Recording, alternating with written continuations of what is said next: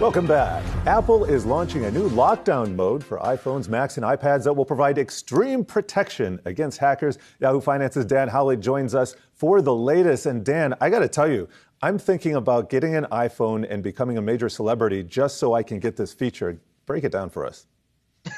That's right, Jared. This new feature is called Lockdown Mode. As you said, it will be available later this year with iOS 16, iPadOS 16, and macOS Ventura. That means we'll see them probably around the September timeframe, or this feature around the September timeframe when those pieces of software drop. But really, this is a very specific type of feature that Apple is releasing that will combat things like the NSO Group's Pegasus software. Now, you'll recall that the Pegasus software was a type of spyware that was able to circumvent essentially all of Apple's protections for the iPhone, giving users the ability to get access to a target's messages, phone's microphone, stored images, everything that you can imagine inside of an iPhone without even having the user needing to click on a malicious link in Messages or in the Mail app. Essentially, it was a zero-click application.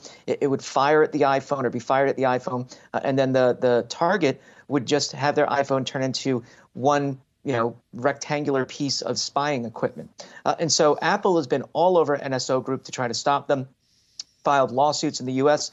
Against the company, and this is their latest step against it. So just to give you some ideas of what it will do, most messaging attachments, when lockdown mode is enabled, most messaging attachment types will be blocked, including link previews. That's important because that's how some of those types of attacks were being perpetrated.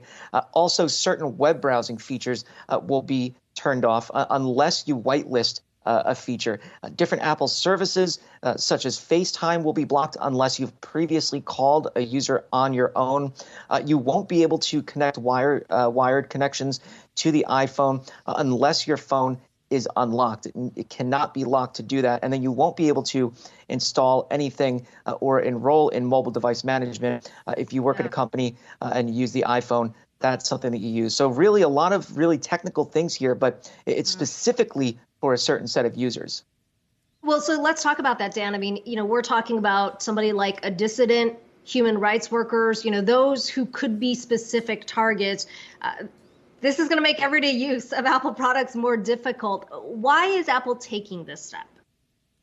Yeah, I mean, look, the NSO Group, this software, to say that it's incredibly damaging to Apple is an understatement. Apple has, marketed itself as a security and privacy,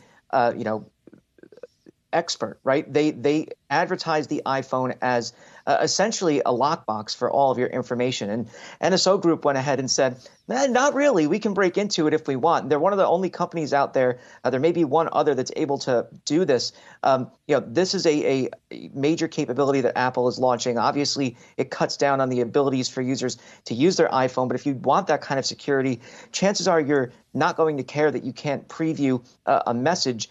You're more concerned about someone getting at your data, whether that's a major government or something along those lines. So, this is something that I think Apple has taken a lot of measure in releasing. They've weighed the pros and cons, and this is the way to do it. And, I got to say, though they are releasing this, it doesn't mean that anyone is safe.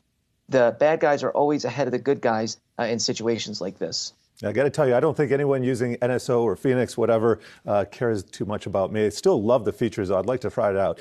Yahoo Finance's Dan Howley, thanks for stopping by here.